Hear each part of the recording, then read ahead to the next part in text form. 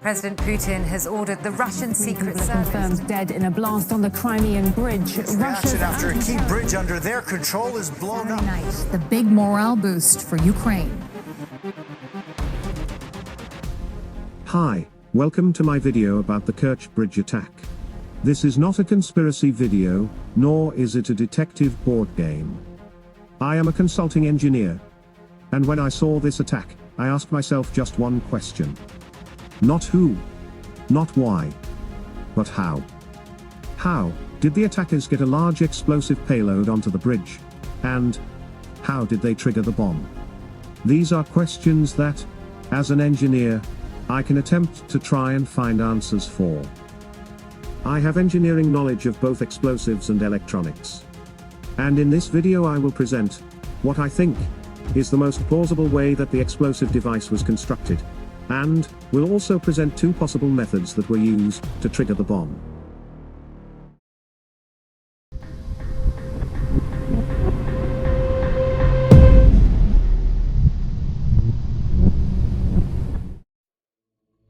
That exploded on the bridge is ridiculous. I mean, if it was an explosion, it would have gone upwards, not come from underneath, and you can't get that much stuff into a vehicle. The attack on the Crimean Bridge, also known as the Kerch Bridge, generated a lot of media interest.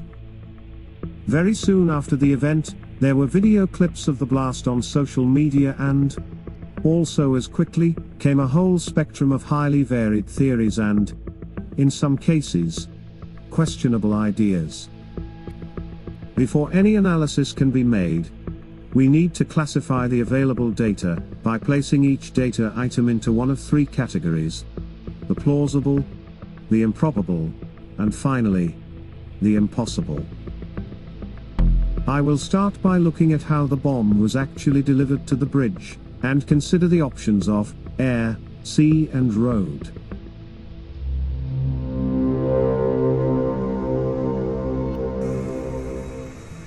Within this geographical region, nowhere has better air defenses than the Kerch Bridge.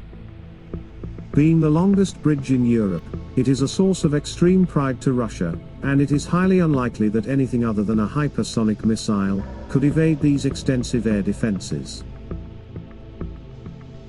Then, there is the problem with the warhead payload. There is no nation-state that has yet developed conventionally armed rocket artillery that has both the range and the payload to have been capable of such an attack, with the exception of hypersonic missiles.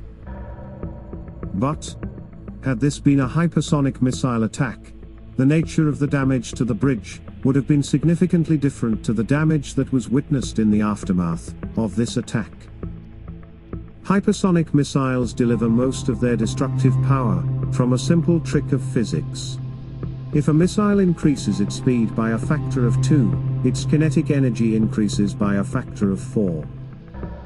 With a hypersonic missile such as the Kh-47, it has an 8-fold destructive capability over a Kh-55 cruise missile, even though it has about the same size warhead. Given that the only missile attack option is a hypersonic one, we should consider what that would look like in terms of the damage it would have wrought upon the bridge. As the missile approached at 3.4 kilometers per second, even with a proximity fuse, the main body of the missile would have penetrated the deck of the bridge and continued down. Most of its energy would be released at the seabed, and the reaction to the 16.9 gigajoules of kinetic energy would have created a reflected pressure wave that would have done most of the damage. This hypersonic pressure wave would have forced water above it upwards.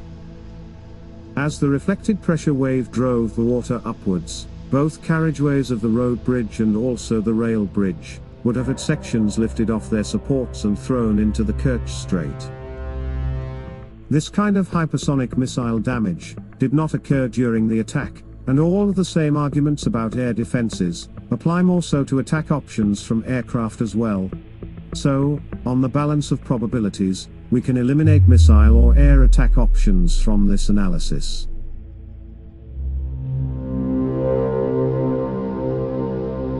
Some commentators have noted that there was a mystery wave immediately before the explosion, nearby to where the blast occurred on the bridge.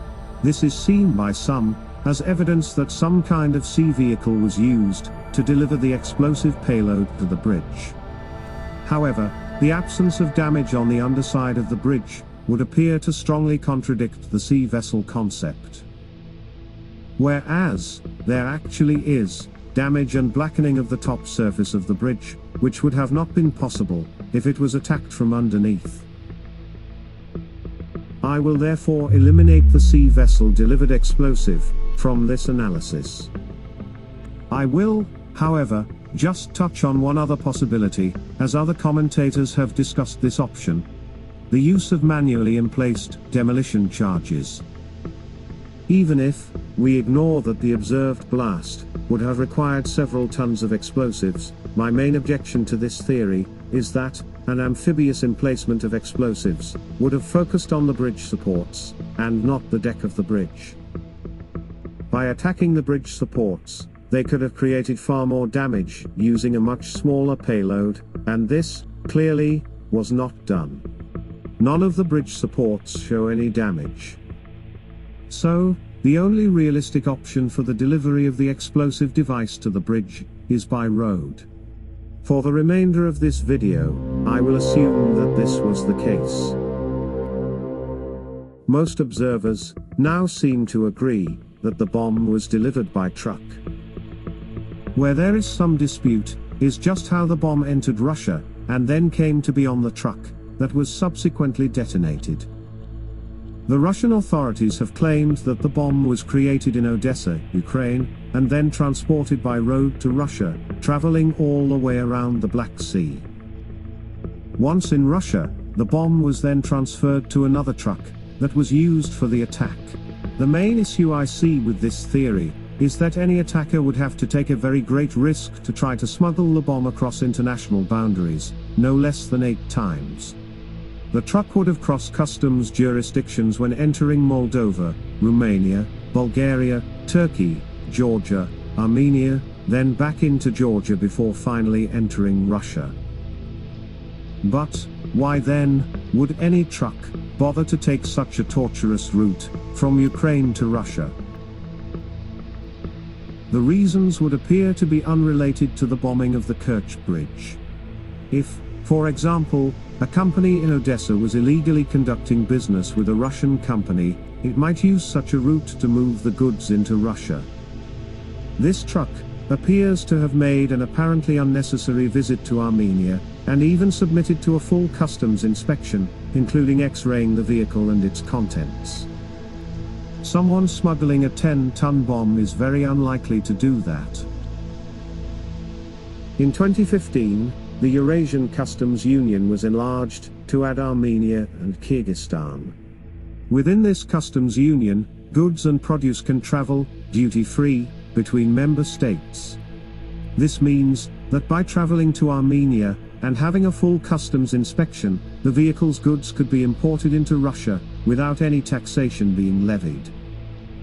It would seem that this truck was engaged in activities related to sanctions busting and tax evasion, but it is very unlikely that this truck was in any way involved in the Kerch Bridge attack. The Russian FSB, who are responsible for border security and also the inspection of vehicles crossing the Kerch Bridge, needed to save face for such a major lapse of security, and that this particular truck was a convenient distraction. We can now focus on the International ProStar truck that was briefly inspected when preparing to cross the Kerch Bridge, and try to understand how the explosive payload happened to be on that vehicle. In part 2, I will describe, in detail, how I believe the bomb was constructed, and how it was triggered.